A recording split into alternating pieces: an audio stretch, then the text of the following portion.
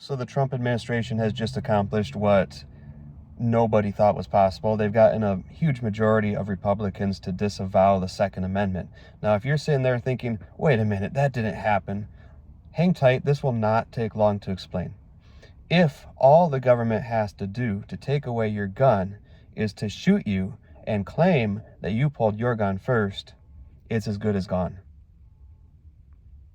And this couldn't have happened under a Democratic leadership, right? This couldn't have happened under a Democratic presidential administration because people would have had their eyes out for it. However, apparently no one likes to use their eyes or believe their eyes when it comes to an administration that they think is on their side. You can see in the videos that what the man is doing before he gets tackled to the ground and moments later shot is he's attempting to help a woman up off the ground who's also just been shoved to the ground. You can see from a couple different angles, you can really confirm it, that he gets pepper sprayed in the face. And even when he's being pepper sprayed in the face, he keeps his hands in the air and doesn't engage with those officers. You can see that even as he's pushed and shoved a little bit by a couple of officers, he doesn't engage with them and he continues to attempt to help the woman who's been shoved to the ground. And then things get a little bit messy because all of a sudden there's 5 guys attacking him, dragging him to the ground, beating him, and ultimately shooting him. So maybe at some point he reached for his gun in all of that madness. I don't see it. Show me the clip if you see it. I do not see it. But at what point is he allowed to claim self-defense? Because a lot of people who support gun rights and even a lot of people who don't support gun rights would say that at some point when you are not engaging with somebody and they pepper spray you in the face and you continue to not engage with them, and then they shove you and you continue to not engage with them, and then 5 people tackle you to the ground and start beating you, at some point in there, you are allowed to defend yourself. But apparently that doesn't apply if you disagree with that person's politics. So I will say it again, if all the government has to do to take away your guns is to tell the story that you had a gun and you attempted to use it and they shot you first, your guns are as good as gone.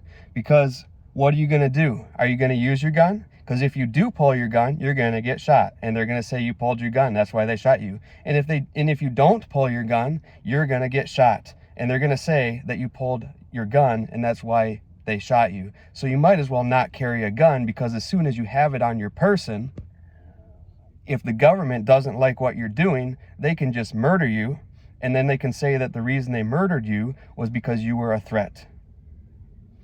And they're going to use the presence of the gun as proof of the threat.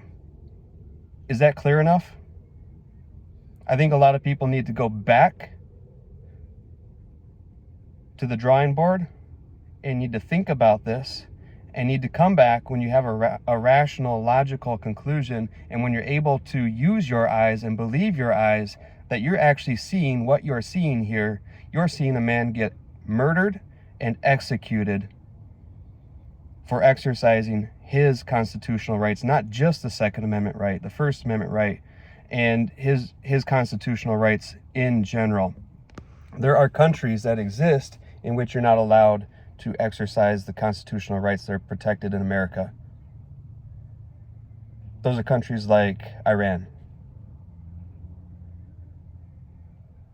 It doesn't matter whether you agree with this person or disagree with what he's doing or what he stands for.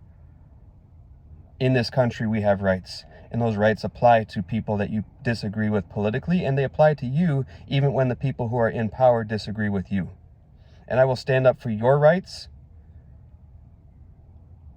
when you're the one who doesn't have somebody in the presidency who's going to stand up for them, but you better stand up for your fellow Americans' rights all the time.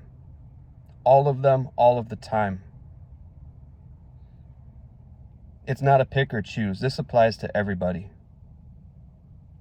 Because if it doesn't apply to everybody, you're only one administration away from it not applying to you.